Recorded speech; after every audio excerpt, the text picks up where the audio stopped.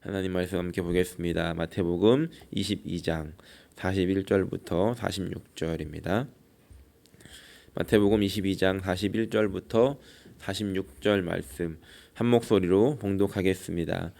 바리새인들이 모였을 때에 예수께서 그들에게 물으시되 너희는 그리스도에 대하여 어떻게 생각하느냐? 누구의 자손이냐? 대답하되 다윗의 자손이니이다. 이르시되 그러면 다윗이 성령에 감동되어 어찌 그리스도를 주라 칭하여 말하되 주께서 내 주께 이르시되 내가 내 원수를 내 발 아래 둘 때까지 내 우편에 앉아 있으라 하셨도다 하였느냐? 다윗이 그리스도를 주라 칭하였은즉 어찌 그의 자손이 되겠느냐 하시니 한마디도 능히 대답하는 자가 없고 그날부터 감히 그에게 묻는 자도 없더라. 아멘. 저는 오늘 말씀을 가지고 그들에게 물으시되라는 제목으로 함께 하나님 말씀을 나누려고 합니다. 오늘 말씀은 예수님께서 그동안에는 예수님을 공경에 빠뜨리기 위해서 바리새인들이 사두개인들이 곤란한 질문을 던졌습니다. 그리고 물론 그때마다 예수님께서는 그들이 생각지도 못했던 대답을 하시며 그들에게 반격을 하셨지만 오늘은 이제 예수님께서 오히려 그들에게 질문을 던지시면서 예수님의 반격이 시작되는 것을 볼 수 있습니다.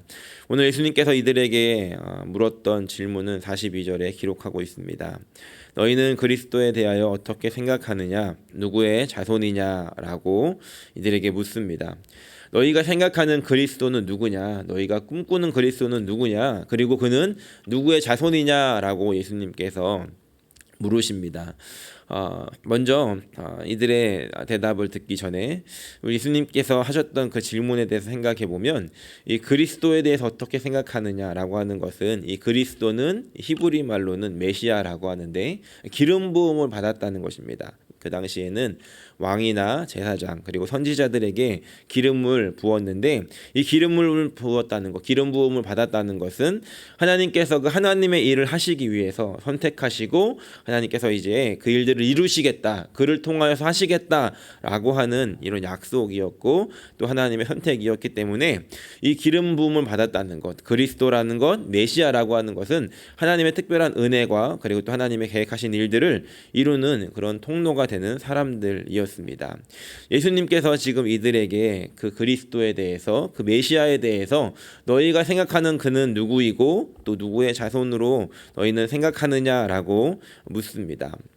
성경에서 하나님께서 구약 성경에 반드시 이제 메시아를 보내실 것이다라고 약속을 했기 때문에 이 이스라엘 백성들은 이 그리스도를 이 메시아를 기다려왔습니다. 그리고 이들은 그 메시아는 다윗의 자손 중에서 올 것이다라고 이들 믿고 있었는데 예레미야 23장 5절과 6절을 보면 이렇게 기록하고 있습니다. 야훼의 말씀이니라 보라 때가 이르리니 내가 다윗에게 한 의로운 가지를 일으킬 것이라 그가 왕이 되어 지혜롭게 다스리며 세상에서 정의와 공의를 행할 것이며 그의 날에 유다는 구원을 받겠고 이스라엘은 평안히 살 것이며 그의 이름은 야훼 우리의 공의라 일컬음을 받으리라 라고 하는 말씀을 이들이 기억했다는 것입니다. 그래서 이들은 다윗의 자손 중에서 이 의로운 가지가 일어난다고 했는데 그 다윗의 자손 중에 메시아가 오겠구나, 그리고 그날에 유다와 이스라엘이 구원을 받고 평안히 살 것이겠구나 라고 생각하면서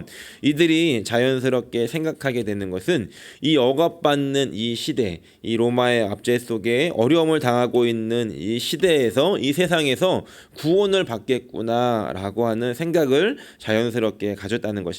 그리고 이들이 기억하는 이 메시아에 대한 기억하는 말씀 중에 또 한 가지를 기억했는데 이사야 9장 7절에 보면 그 정사와 평강의 더함이 무궁하며 또 다윗의 왕자와 그의 나라에 군림하여 그 나라를 굳게 세우고 지금 이후로 영원히 정의와 공의로 그것을 보존하실 것이라 만군의 야훼 열심히 이를 이루시리라 라고 하는 말씀을 기억했다는 겁니다. 그래서 이 사람들은 이 로마로부터 정치적으로 어떤 독립적인 독립을 가지고 오고 그들이 생각했던 가장 위대했던 시절 다윗의 때를 회복할 사람이 올 것이다. 그래서 이 다윗의 자손 중에서 이 다윗의 때를 회복할 사람이 올 것이다라고 이들은 믿고 있었고 기다리고 있었다는 것입니다. 그래서 예수님의 이 질문에 다윗의 자손이다라고 이렇게 대답했습니다.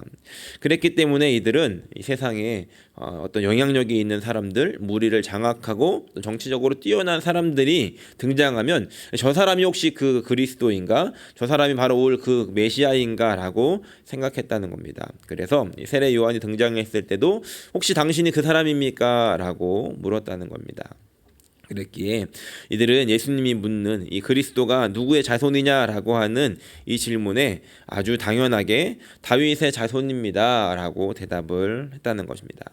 근데 예수님께서는 이들의 이 대답을 가지고 다시 한 번 더 질문을 하십니다. 이 질문은 이들이 대답할 수 없었던 질문이었는데 43절부터 44절까지 기록하고 있는데 그러면 예수님께서 질문하시기를 다윗이 성령에 감동되어 어찌 그리스도를 주라 칭하여 말하되 주께서 내 주에게 이르시되 내가 내 원수를 내 발 아래 둘 때까지 내 우편에 앉아 있으라 하셨도다 하였느냐 다윗이 그리스도를 주라 칭하였은즉 어찌 그의 자손이 되겠느냐라고 이렇게 예수님께서 물으십니다.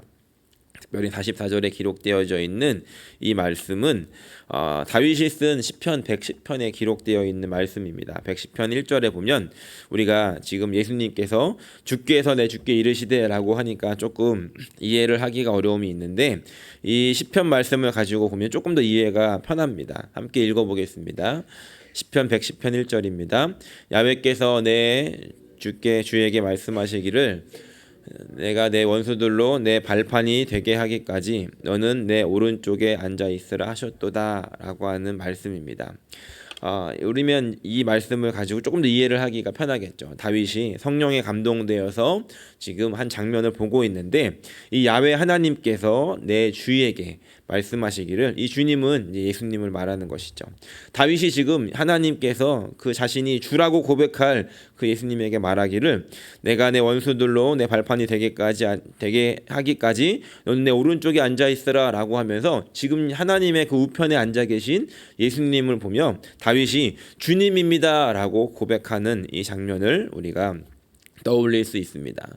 예수님께서 지금 이 말씀을 가지고 이들에게 질문하시면서 지금 다윗이 이 그리스도를 보고서 주라고 주님이라고 고백했는데 너는 어찌 다윗의 자손 중에서 그 그리스도가 올 것이다라고 말하느냐라고 예수님께서 이들에게 질문하고 있다는 겁니다. 그렇다면 예수님의 이 질문에는 어떠한 의도가 있는 것일까? 물론 예수님께서 이 그리스도는 다윗이 주라고 칭했기 때문에 다윗의 자손에서 오는 것이 당치 않다라는 것이 아니라 이 육신으로는 다윗의 집안에서 그 가문에서 오겠지만 지금 예수님께서 말씀하시고자 하셨던 것은 이 말씀을 통해 우리에게 주시는 것은 이제 올 그리스도는 너희들이 상상했던 그 정도가 아니라는 것입니다. 이들이 상상했던 것은 다윗의 때로 회복하면서 다윗의 자손이니까 잘해야 다윗 정도 아니면 그때만큼의 나라를 회복할 정도라고 생각했다면 이제 예수님께서 말씀하시는 것은 그 정도가 아니다. 너희들이 지금 상상했던 그 그리스도는 다윗이 주님으로 부를 만큼 그런 위대한 분이다 라고 예수님께서 말씀하고 있다는 것입니다. 그랬기 때문에 이들에게 지금 다윗의 자손이다 라고 항상 생각했던 다윗만큼이다 라고 생각했던 그 틀을 이들은 깨지 못했고 결국 예수님의 이 질문에 46절에 보니까 한마디도 능히 대답하는 자가 없었다라고 이렇게 기록합니다. 그리고 그날부터 예수님에게 감히 묻는 자도 없었다는 겁니다. 그도 그럴 것이 예수님에게 질문을 하면 예수님은 생각지도 못했던 대답을 하셨고 또 예수님의 질문을 받았을 때 이들은 대답할 수가 없었다는 것입니다. 우리가 이 말씀을 통해서 한 가지 생각해 볼 수 있는 것은 지금 이스라엘 백성들이 생각하고 있었던 이 바리새인들이 가지고 있었던 그 틀 안에서 다윗의 자손일 거야 라고 생각했던 어떤 하나의 생각이 붙잡혀 있었지만 예수님께서는 이 그리스도가 다시 말하면 자신이 어떤 존재인지를 이 틀을 깨주시기를 원하셨다는 겁니다. 너희들이 생각했던 그 틀에 갇혀 있는 그리스도가 아니라 너희가 상상하지도 못했던 일들을 이룰 수 있는 분이고 그 일들을 행하실 분이고 그런 능력이 있는 분이시고 그분이 바로 하나님이시다. 하나님의 우편에 계셔서 함께 이 세상을 다스리시는 분이다라고 하는 것을 이들에게 가르쳐 주시기를 원하셨다는 것입니다. 오늘 이 말씀을 통해서 한 가지 생각해 볼 수 있는 것은 그 예수님이 우리에게 누구인가 하는 것입니다.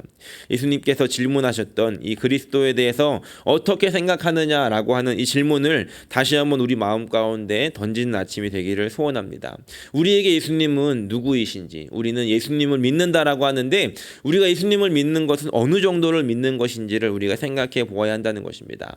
우리가 지금까지 경험했던 그 예수님, 우리가 생각했던 예수님, 하지만 이 예수님은, 그 하나님은 우리가 지금까지 상상했던 것보다 더 큰 분이시고 더 위대한 분이시고 우리가 지금 알고 있는 것이 다가 아니라 우리가 알 수 없는 더 많은 부분들을 가지고 있는 분이 바로 예수님이라는 것입니다.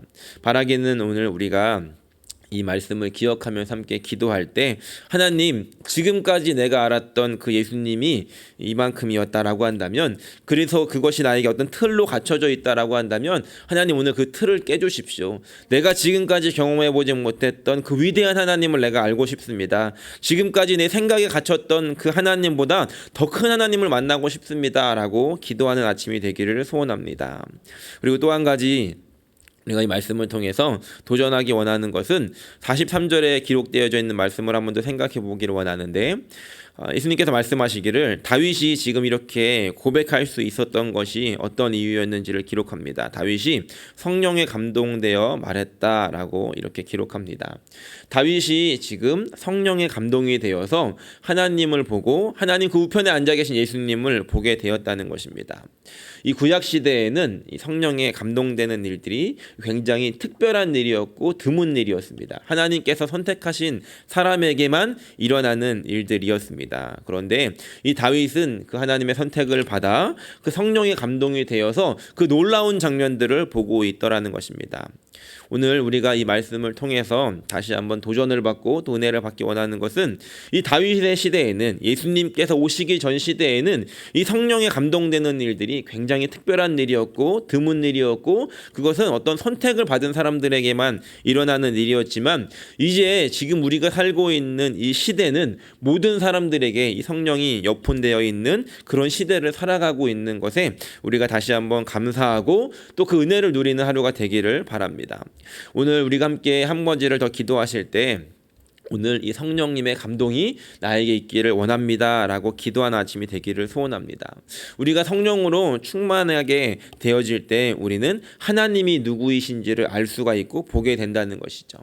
아까 처음에 드렸던 이 기도의 제목은 하나님을 더 알고 싶습니다 라고 하는 기도 제목이었는데, 우리가 그 하나님을 더 알기 위해서는 오늘 성령의 충만함을 받아 성령의 인도하심을 받아 살아갈 때 우리는 비로소 우리가 하나님 어떤 분이신지를 더 알게 되고 하나님의 일하심을 보게 되더라는 것입니다.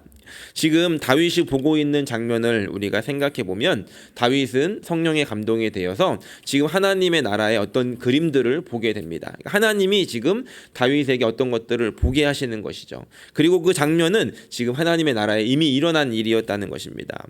우리가 그렇기 때문에 기도해야 되는 것은, 오늘 성령의 인도하심을 따라 살아가야 하는 것은 우리가 살아가고 있는 이 세상 가운데 어떤 일들, 하나님의 계획하신 일들이 이루어져 가고 있는데 우리는 그 하나님의 일이 무엇인지, 하나님께서 지금 어떤 일을 하고 계신지를 알 수가 없더라는 것입니다. 그런데 성령께서 우리에게 그 눈을 열어주실 때 우리는 비로소 지금 하나님이 어떤 일들을 행하고 계시는지, 하나님은 지금 어떻게 이 세상을 이끌어 가시는지, 우리에게 어떻게 일하고 계시는지, 이 교회 가운데 어떻게 일하고 계시는지를 보여주시더라는 것입니다.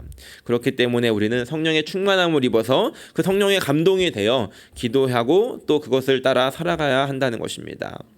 바라기는 오늘 우리가 이 아침에 함께 기도하실 때 하나님 다시 한번 나의 마음 가운데 이 성령에 충만하게 하시기를 원합니다라고 기도하는 아침이 되기를 소원합니다. 성령의 인도하심을 따라서 하나님의 일하심을 보게 하여 주시고 다시 한번 하나님 이 교회 가운데 성령으로 충만케 하여 주십시오라고 기도하는 아침이 되기를 소원합니다. 너무나 감사한 것은 그 구약 시대에는 특별한 그런 일들이었지만 이제 예수님께서 승천하신 후에 성령을 보내주시고 주심으로 말미암아 이제 이 일들은 원하는 자에게, 기도하는 자에게, 누구에게나 허락된 이런 일들이 되었다는 것입니다. 함께 오늘 이 아침 기도하실 때 성령으로 다시 한번 우리의 마음을 충만케 하여 주시고 하나님의 일하심을 보게 하시고 우리가 지금까지 알지 못했던 그 위대하신 하나님을 보게 되는 그런 하루가 되게 해달라고 함께 기도하는 복된 날이 되시기를 예수님의 이름으로 간절히 축원합니다.